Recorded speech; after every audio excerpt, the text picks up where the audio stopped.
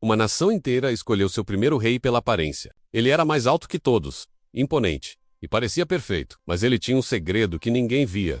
Ele não acreditava que merecia estar ali. E esse medo o consumiu de dentro para fora, até ele perder tudo: trono, sanidade, família e a vida. Seu nome era Saul.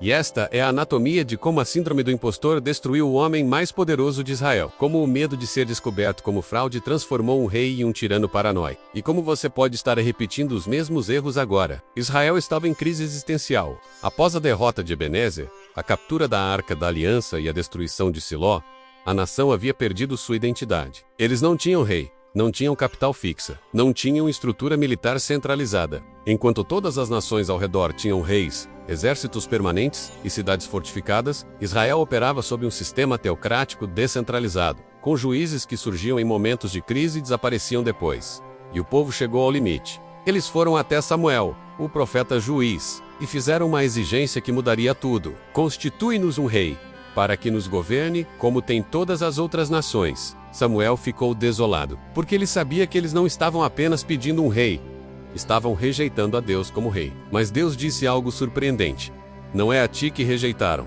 mas a mim rejeitaram, para eu não reinar sobre eles. Atende à sua voz. Porém, protesta-lhes solenemente e declara-lhes: qual será o direito do rei que houver de reinar sobre eles? Samuel os alertou: um rei vai tomar seus filhos para a guerra, suas filhas para o serviço, suas terras para impostos. Vocês vão clamar por causa desse rei, mas Deus não vai responder. Mas o povo não quis ouvir.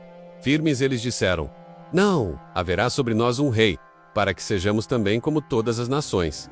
E Deus autorizou. Dá-lhes um rei. A monarquia estava prestes a nascer, mas o primeiro rei seria um experimento trágico, sobre o que acontece quando você escolhe pela aparência, em vez do caráter. O homem escondido entre a bagagem, quem era ele? O rei que não queria ser rei. O nome dele era Saul, filho de Quis da tribo de Benjamim. E aqui já temos um detalhe crucial. Benjamim era a menor e mais humilhada das tribos de Israel. Saul não estava buscando poder, nem glória, nem um trono. Ele estava, acredite se quiser, procurando as jumentas perdidas do seu pai, uma tarefa simples do dia a dia. Ele e o seu servo caminharam por dias completamente perdidos. Sem saber o que fazer, decidiram consultar Samuel, o vidente, o profeta de Israel. A única coisa que Saul queria era uma dica, uma pista de onde encontrar os animais. Mas Deus tinha um plano completamente diferente. Um dia antes de Saul chegar, Deus falou com Samuel e disse: amanhã, a estas horas, te enviarei um homem da terra de Benjamim, o qual ungirás por príncipe sobre o meu povo de Israel. E ele livrará o meu povo das mãos dos filisteus.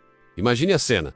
No dia seguinte, quando Samuel viu Saul pela primeira vez, Deus confirmou: este é o homem. E o que Samuel fez a seguir deixou Saul em choque total. Ele pegou um vaso de azeite e o ungiu em particular, derramando o óleo sobre a sua cabeça. Com uma voz solene, ele disse: não te ungiu o Senhor por príncipe sobre a sua herança? Pense na confusão, na descrença, no medo que tomaram conta de Saul naquele momento. Ele não estava preparado para isso. Ele não queria isso. E a primeira reação dele revela tudo sobre a sua psicologia. Com a voz trêmula, ele respondeu a Samuel: não sou eu benjamita, da menor das tribos de Israel, e a minha família, a menor de todas as famílias da tribo de Benjamim? Por que, pois, me falas desta maneira? Isso tem nome: síndrome do impostor. E aqui vemos o sintoma número 1. Autodepreciação extrema, mesmo diante de evidências claras de capacidade. Saul estava sendo escolhido diretamente por Deus, ungido pelo maior profeta da nação. Mas ele só conseguia enxergar as suas próprias limitações, a sua origem humilde, a sua pequenez. Samuel convocou todo o povo de Israel para um grande encontro em Mispa. O momento da revelação pública do rei havia chegado. O plano era que Deus indicasse o escolhido através de um sorteio sagrado. Primeiro, a tribo seria sorteada. Depois, a família. E por fim, o homem. O sorteio começou. Tribo de Benjamim, escolhida. Dentro dela, a família de Matri, escolhida. E finalmente, o nome: Saul, filho de Quis, escolhido. A expectativa era enorme. A multidão procurou por ele. Mas Saul não estava em lugar nenhum. Ele havia desaparecido. O homem escolhido para ser rei estava se escondendo. Perplexo, Samuel consultou a Deus mais uma vez: ainda há aqui alguém? E a resposta de Deus é quase irônica, revelando a profundidade do problema. Eis que se escondeu entre a bagagem. Isso mesmo, entre a bagagem. O futuro rei de Israel estava agachado, escondido entre as malas. equipamentos e provisões, como uma criança com medo do escuro. Isso não era humildade, era terror paralisante. Quando finalmente o encontraram e o trouxeram para o meio do povo, a multidão viu apenas a aparência. Saul era um homem impressionante, mais alto que todos, de ombros acima. Samuel o apresentou dizendo: Vedes a quem o Senhor escolheu, pois em todo o povo não há nenhum semelhante a ele. E o povo, vendo aquela figura imponente, gritou em aprovação: Viva o rei! Viva o rei! Eles viram a altura, a aparência, a imponência física, mas ninguém viu o medo que o consumia por dentro. Ninguém percebeu que o homem mais alto de Israel era também o mais inseguro de todos. Seu rosto, em meio à aclamação, não mostrava alegria, mas um desconforto profundo. E aqui temos o segundo sintoma clássico da síndrome do impostor: o medo da exposição pública. Saul não estava se escondendo de inimigos externos, de filisteus ou amonitas. Ele estava se escondendo da responsabilidade, do peso da coroa, do julgamento do povo. Ele estava fugindo do chamado de Deus porque, no fundo, ele não se achava digno. A aclamação do povo só intensificou o seu sentimento de fraude. A história de Saul estava apenas começando, e a sua maior batalha não seria contra exércitos inimigos, mas contra os demônios da sua própria mente. Saul não teve tempo de se acomodar no medo. Uma crise forçou sua primeira ação como rei. Naás, o rei dos Amonitas, sitiou a cidade de Jabes de Gileade. Os habitantes, desesperados, pediram um acordo de paz. E a proposta de Naás foi humilhante. Disse com toda a crueldade: Farei uma aliança com vocês sob uma condição: que eu arranque o olho direito de cada um, e assim ponha essa vergonha sobre todo o Israel. Você entende o que isso significa? Arrancar o olho direito não era apenas uma mutilação.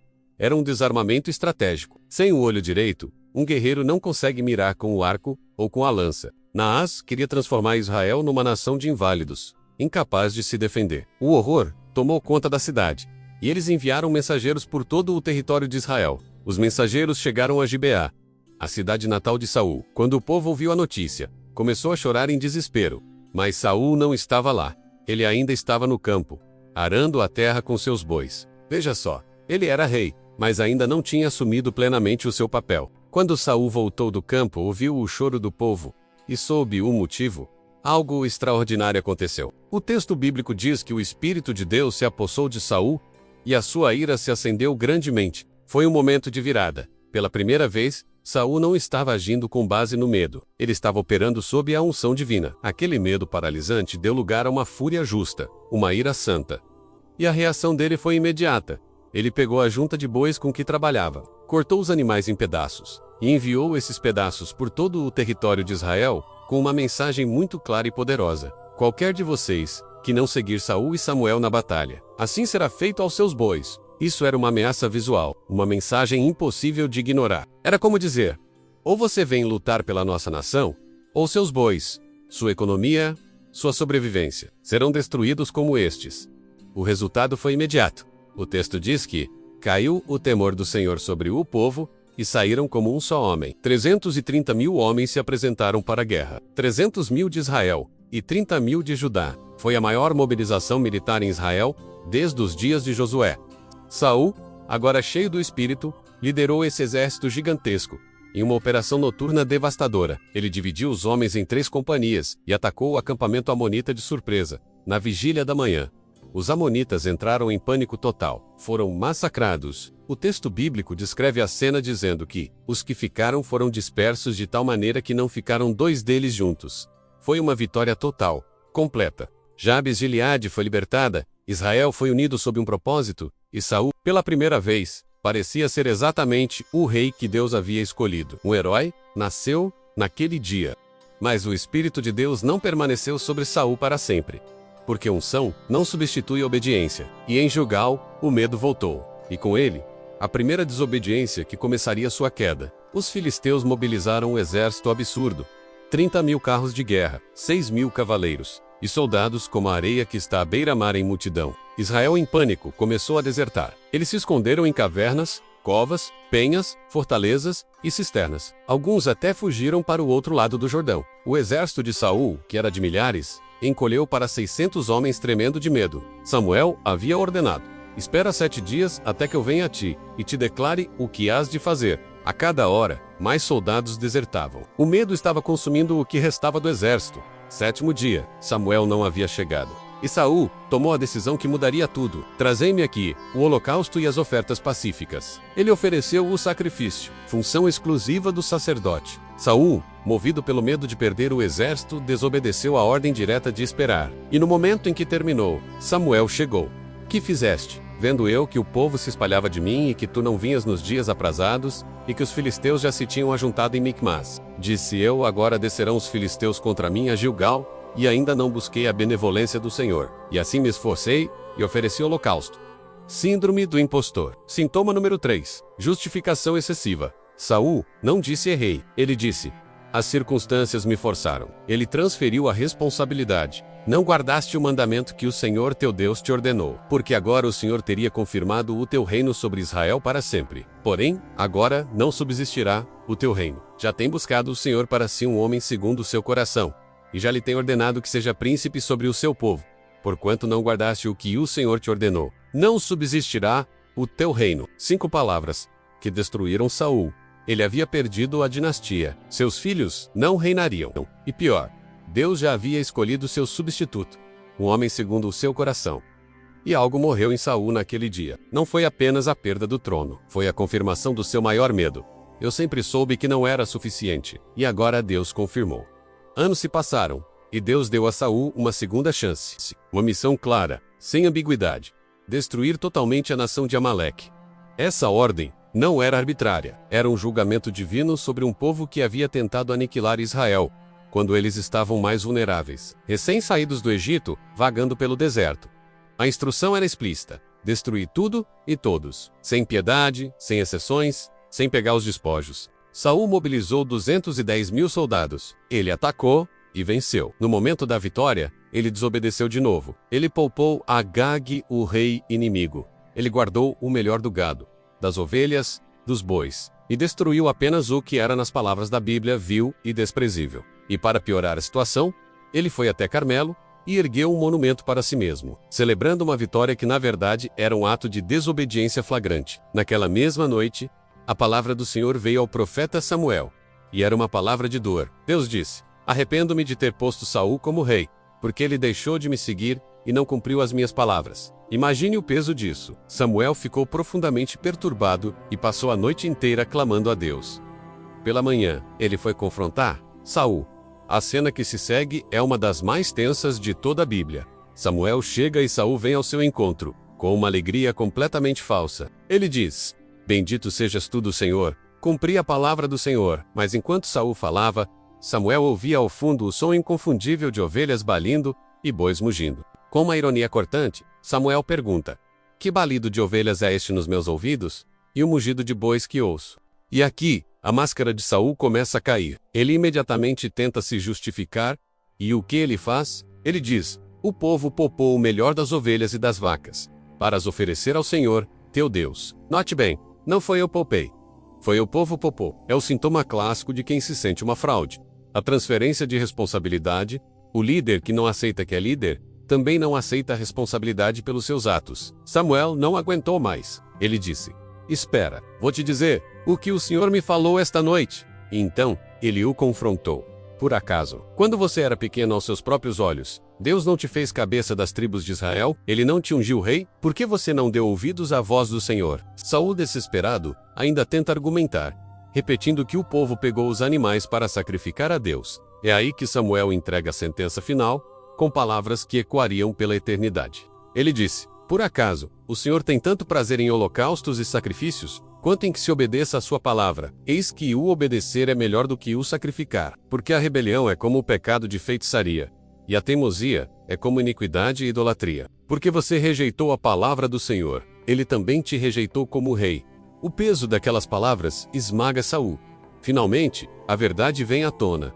Com a voz quebrada, ele confessa: pequei, desobedeci ao mandamento do Senhor e às tuas palavras, porque temi o povo e dei ouvidos à sua voz. Finalmente, a raiz de tudo: medo. Medo de perder a aprovação, medo de parecer fraco, medo de ser exposto como a fraude que ele se sentia. E esse medo o levou a se rebelar contra o próprio Deus que o escolheu. Samuel se vira para ir embora, mas Saul, num ato de desespero, agarra a ponta da sua capa, e o tecido se rasga. Samuel, o profeta, transforma aquele rasgo numa profecia viva. Ele olha para Saul e diz: O Senhor rasgou de ti hoje o reino de Israel, e o deu a alguém que é melhor do que tu. A cena termina de forma trágica. Samuel, ele mesmo, executa o rei Agag, cumprindo a ordem de Deus, que Saul desobedeceu. Depois disso ele parte, e a Bíblia diz que Samuel nunca mais viu Saul até o dia da sua morte. A relação estava rompida, e Saul, o rei que começou tão bem, estava agora completamente sozinho, assombrado por suas escolhas,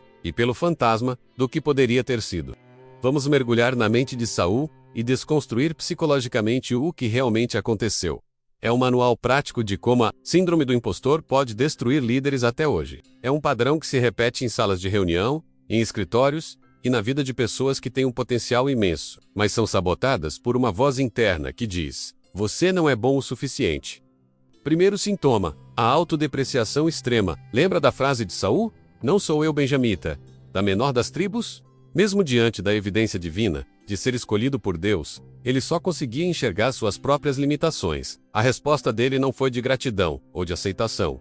Foi de diminuição. Ele não conseguia internalizar que era capaz. E hoje quantos líderes recusam promoções, desistem de oportunidades ou fogem de grandes responsabilidades porque lá no fundo, uma voz sussurra que eles não são suficientes? Quantas pessoas incríveis se escondem entre a bagagem da vida, com medo de assumir o lugar que lhes foi destinado? Esse é o primeiro passo da queda. O segundo sintoma é o medo paralisante da exposição pública. Saul se escondeu literalmente entre as bagagens. O medo do julgamento externo era apenas um eco do seu próprio tribunal interno, que já o havia condenado. A síndrome do impostor faz exatamente isso. Ela te faz evitar os holofotes, recusar o reconhecimento e minimizar suas próprias conquistas. Porque no fundo, você acredita que não merece aquele lugar, que a qualquer momento alguém vai descobrir a fraude. Vamos ao terceiro sintoma: a justificação excessiva. Quando confrontado por Samuel sobre o sacrifício legal, Saul não assume o erro. Ele não diz eu falhei. Em vez disso, ele constrói uma narrativa complexa de vitimização. Ele diz: o povo começou a se espalhar. Samuel não chegava no tempo combinado. Os filisteus estavam se reunindo para a batalha. Eles constroem justificativas elaboradas, quase como um advogado de defesa. Por quê?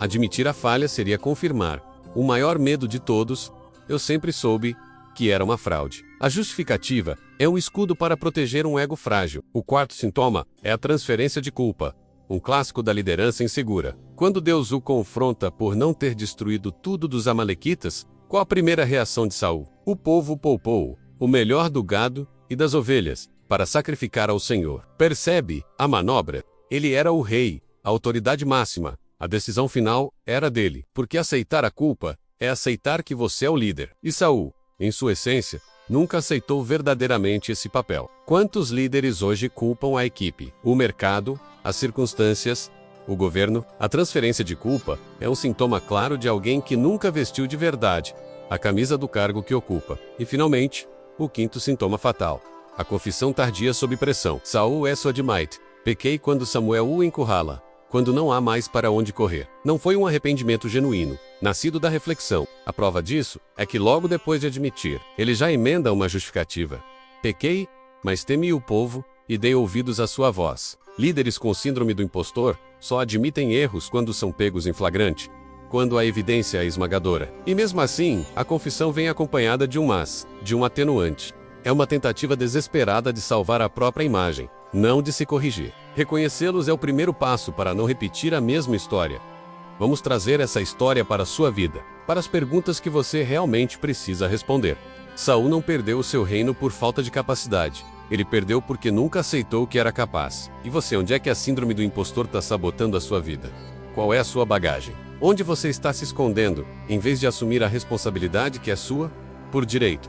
Qual é o seu Gilgal? Qual decisão você está tomando agora, movido pelo medo de perder a aprovação dos outros, em vez de obedecer ao que você sabe que é certo? Quem é o seu povo? Para quem você está transferindo a culpa, em vez de assumir a liderança e a responsabilidade pelas suas falhas? E qual é o seu Agag? O que Deus mandou você destruir completamente, mas que você está poupando porque parece valioso ou útil aos seus olhos? Por fim, você está oferecendo sacrifícios em vez de obedecer? Quantas atividades, quantos projetos, quanto trabalho extra você está fazendo para compensar a desobediência em uma área específica da sua vida? Saul tentou compensar a desobediência com sacrifícios. Os líderes modernos tentam compensar a falta de caráter com performance, mais horas de trabalho, mais e projetos. mais resultados. Mas Deus já disse, e a regra continua a mesma. Obedecer é melhor do que sacrificar. Você pode ter todos os resultados do mundo, mas se você está operando no medo, se não aceita quem você é, se está transferindo culpa e justificando sua desobediência,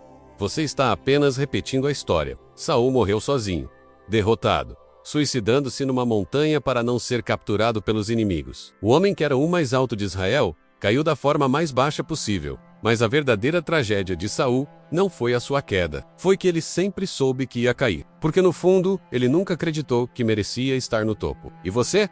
Você está construindo a sua vida sobre o medo ou sobre a sua identidade? Você está se escondendo no meio da bagagem? Ou está assumindo o seu chamado? Você está se justificando ou está obedecendo? A pergunta mais importante não é se você é suficiente. A pergunta é: você vai aceitar que foi escolhido? Deixe aqui nos comentários. De trás de qual bagagem você precisa sair? Qual decisão você está adiando por medo de ser descoberto como uma fraude? Se esta análise te confrontou de alguma forma, inscreva-se no canal, ative as notificações e compartilhe com alguém que talvez esteja liderando com base no medo, em vez de liderar com base na identidade.